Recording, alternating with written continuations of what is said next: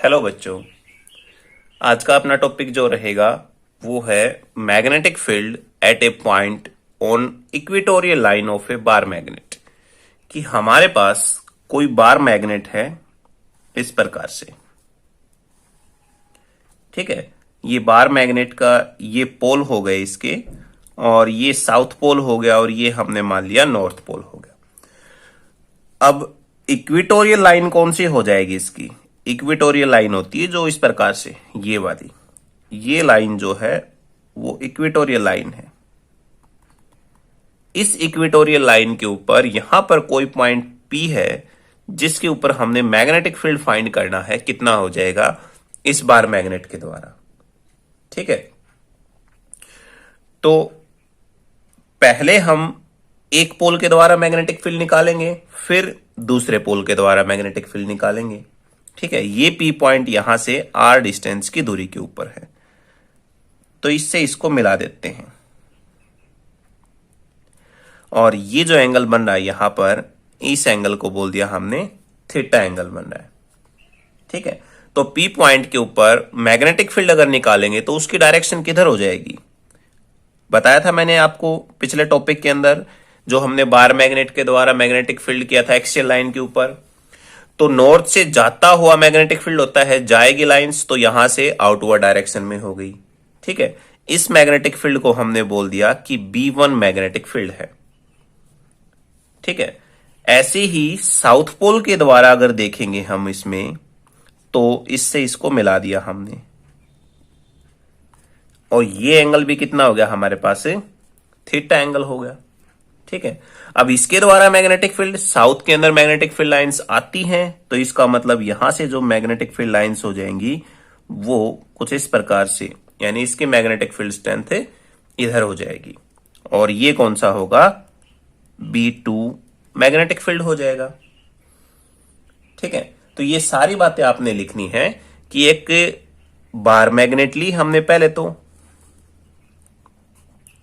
ठीक है, जिसकी लेंथ कितनी है? 12 लेंथ है, और M जो है वो इनकी पोल स्ट्रेंथ है। पोल स्ट्रेंथ कितनी है इनकी? M है, दोनों की पोल स्ट्रेंथ है। और O जो है ये मिड पॉइंट है यहां पर। ठीक है, O मिड पॉइंट हो गया, और P पॉइंट जो है R डिस्टेंस की दूरी के ऊपर, इसके अंदर इक्वेटोरियल लाइन के ऊपर लाई कर रहा है।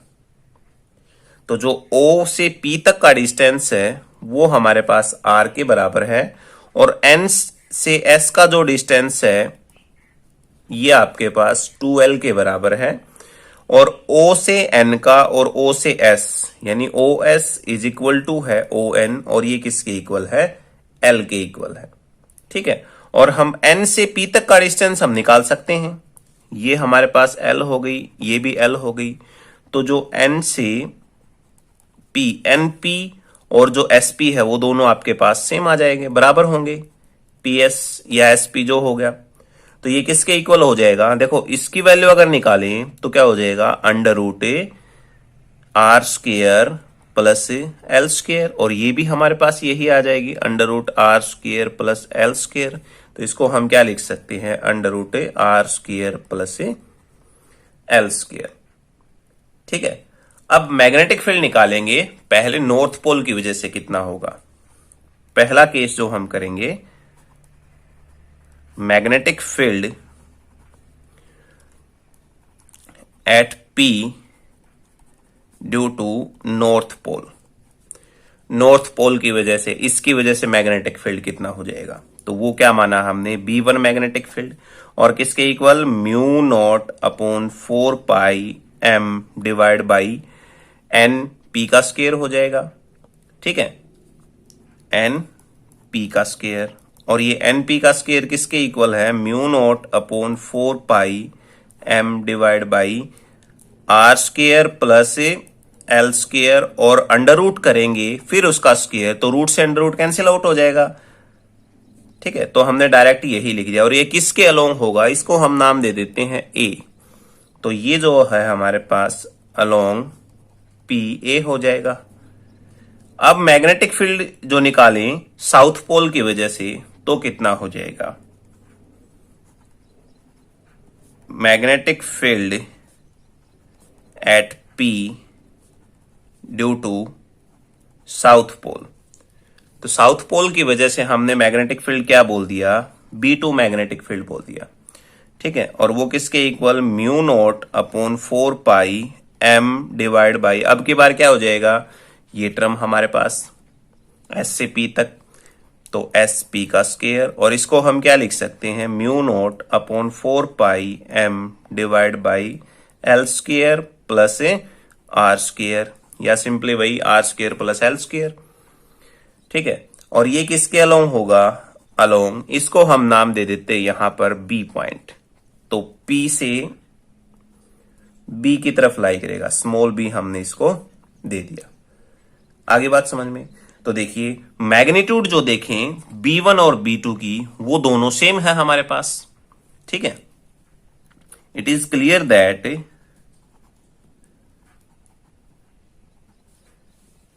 मैग्नीट्यूड ऑफ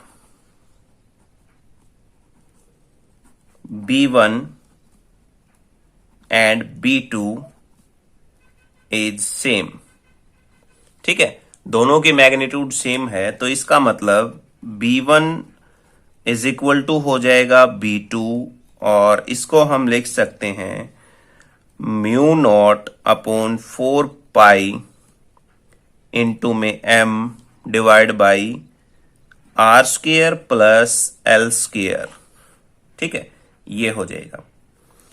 तो अब मान लिया हमने ये एंगल थीटा जो है इनके बीच में, ठीक है, let angle PSN is equal to है वो थीटा के, ठीक है, और ये इक्वल टू होगा एंगल PNS के, PNS और PSN, ठीक है। ये एंगल हमारे पास किसके इक्वल है, थीटा के इक्वल है।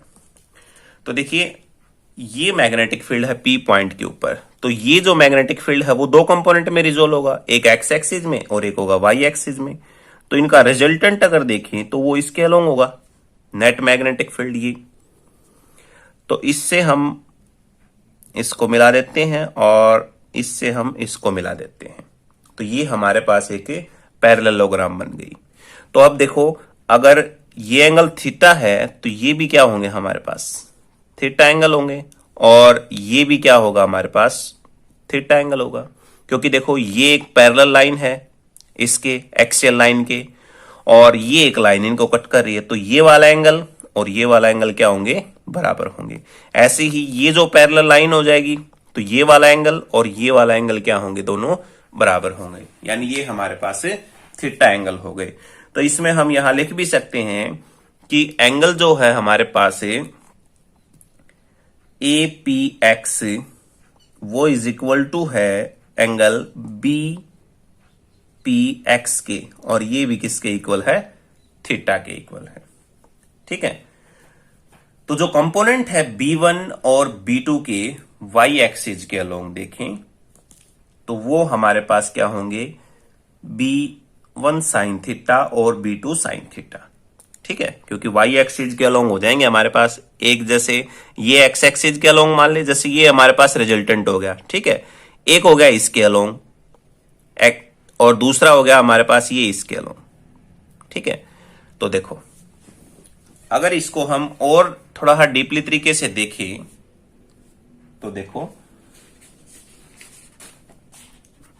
ये जो है हमारे पास यहां पर ये डायग्राम आपका कुछ इस प्रकार से है, ऐसे, ठीक है, ये B2 है और ये हमारे पास क्या है, नेट रिजल्ट है इसका। तो ये जो रिजल्टेंट है दो कंपोनेंट में रिजोल्व हो रहा है ना, इसके अलोंग तो क्या आ जाएगा, इसका कॉस थीटा हो जाएगा, B2 कॉस थीटा, ठीक है, और इसके अलोंग क्या आ जाएगा, B2 साइन थीटा हो जाएगा, ठीक है। ऐसे ही जो हमारे पास मैग्नेटिक फील्ड आया है, ये जो मैग्नेटिक फील्ड है इसकी डायरेक्शन कुछ ऐसे है ये, ठीक है, तो ये एंगल थीटा है, ये भी दो कंपोनेंट में रिजोल्व हो रहा है, एक एक्स एक्सिस में हो रहा है और एक वाई एक्सिस में हो रहा है, ठीक है। इसके अलोंग तो क्या आ जाएगा, थीटा आ जाएगा यहां पर, और यहां कौन सा हो जाएगा, B1 साइन थीटा। तो साइन वाले तो क्या हो गए, अपोजिट हो गए, इक्वल हो गए, कैंसिल आउट हो जाएंगे, सिर्फ क्या रहेगा हमारे पास से कोस का कंपोनेंट है वो लाई करेगा। ठीक है, तो ये देखो यहां पर लिख भी दिया है कि component of B1 and B2 along y axis are B1 sin theta and B2 sin theta respectively. So these component are equal and opposite, so they are cancel each other. ठीक है, एक दूसरे को ये कैंसिल कर देंगे। While component of B1 and B2 along x axis are B1 cos theta and B2 cos theta respectively. So they act along the same direction, और ये सेम डायरेक्शन में लाई कर रहे, इसलिए क्या हो जाएंगे, ये ऐड हो जाएंगे। ठीक है, तो मैग्नीट्यूड देखें रिजल्टेंट मैग्नेटिक फील्ड की पी पॉइंट के ऊपर, तो देखो कितनी हो जाएगी, magnitude of resultant magnetic field at P due to bar magnet. ठीक है, तो वो देखो किसके बराबर हो जाएगी, B के इक्वल, और वो B1 cos theta plus B2 cos theta के बराबर हो जाएगी। और हमें पता है कि जो B1 और B2 है वो मैग्नीट्यूड में हमारे पास क्या आया है, बराबर आया है। ठीक है, तो बराबर आया है तो इसकी जगह हम क्या लिख सकते हैं, B is equal to B1 cos theta plus B1 cos theta. इस B2 की जगह हमने क्या पुट कर दिया, B1 कर दिया, तो क्या आ जाएगा 2B1 cos थीटा। ठीक है, B1 की वैल्यू पुट कर देते हैं यहां पर, पुट वैल्यू ऑफ B1, तो 2B1 की वैल्यू क्या थी हमारे पास, mu naught upon 4 pi m divide by r square plus l square, और इनटू में कॉस थीटा आपके पास। ठीक है, अब जो हमारे पास ट्रायंगल है उस ट्रायंगल के अंदर अगर कॉस थीटा की वैल्यू हम फाइंड करें तो देखो हमारे पास क्या होता है, पंडित बद्री प्रसाद हर हर भोले, छोटी क्लास में आपने पढ़ा होगा, ये होता है साइन, ये कॉस और ये टेन। तो कॉस किसके इक्वल हो गया, बेस अपॉन में हाइपोटेनियस हो गया। ठीक है, तो देखो ये हमारे पास जो डायग्राम था, अब इस डायग्राम के अंदर अगर cos थीटा की वैल्यू हम कैलकुलेट करें तो देखिए किसके इक्वल हो जाएगी, बेस क्या हो जाएगा OS, यानी ये हमारे पास क्या हो जाएगा OS बेस अपॉन में हाइपोटेनियस निकाले तो SP जो हो जाएगा ये वाला। तो इससे हम cos थीटा फाइंड कर सकते हैं, चाहे आप ये ट्रायंगल ले सकते हो इधर वाली। ठीक है, तो क्या हो जाएगा ये OS अपॉन में SP। ठीक है, तो इसकी जगह हम क्या लिख सकते हैं, B is equal to 2 into में mu naught upon 4 pi m divide by r square plus l square, और इसकी जगह हमने पुट कर दिया OS की वैल्यू क्या है हमारे पास L है, और SP की वैल्यू क्या है under root r square plus l square. तो यहां पुट कर सकते हैं L divide by r square plus l square, और इसका अंडर रूट हो जाएगा। ठीक है, देखिए ये हमारे पास r square plus l square है, तो इसको हम क्या लिख सकते हैं, इसकी पावर 1/2 लिख सकते हैं। So B is equal to 2 mu naught m divide by 4 pi r square plus l square into में L divide by r square plus l square, और इसकी पावर 1/2। ठीक है, अंडर रूट को हमने क्या लिख दिया 1/2 लिख दिया। ठीक है, तो अब देखियो ये हमारे पास है 1 और ये 1/2, तो 1 प्लस 1/2 क्या हो जाएगी, इसकी पावर 3/2 हो जाएगी। ठीक है, इसको हम लिखेंगे B is equal to 2 mu naught divide by 4 pi और ये हो जाएगा r square plus l square की पावर 3/2 और इनटू में एल। ठीक है, ये हमारा इस प्रकार हो जाएगा। तो अब देखो 2m और l इसको कंबाइन लिख देते हैं। b is equal to mu naught upon 4 pi को अलग कर दिया 2ml और divide by r square plus l square और इसकी पावर 3/2। तो 2ml जो है ये किसके इक्वल हो जाएगा, यानी m इंटू 2l, ये हमारे पास मैग्नेटिक डायपोल मोमेंट के बराबर होता है। ठीक है, तो इसकी जगह हम क्या लिख सकते हैं, मैग्नेटिक डायपोल मोमेंट लिख सकते हैं। ठीक है, तो B is equal to mu naught, ये क्या हो जाएगा PM डिवाइड बाई 4 पाई और यहां हो जाएगा r square plus l square और इसकी पावर 3/2। ये हमारे पास मैग्नेटिक फील्ड हो जाएगा इक्वेटोरियल लाइन के ऊपर। अगर इसको वेक्टर नोटेशन में हम लिखें तो कैसे लिखेंगे, B vector in vector form में mu naught PM divide by 4 pi r square plus l square और इसकी पावर 3/2 हो जाएगा। ठीक है, ये हमारे पास इसकी वेक्टर नोटेशन हो जाएगी। क्लियर है? चलो अब बात करते हैं जब हमारे पास शॉर्ट मैग्नेट हो। ठीक है, देखो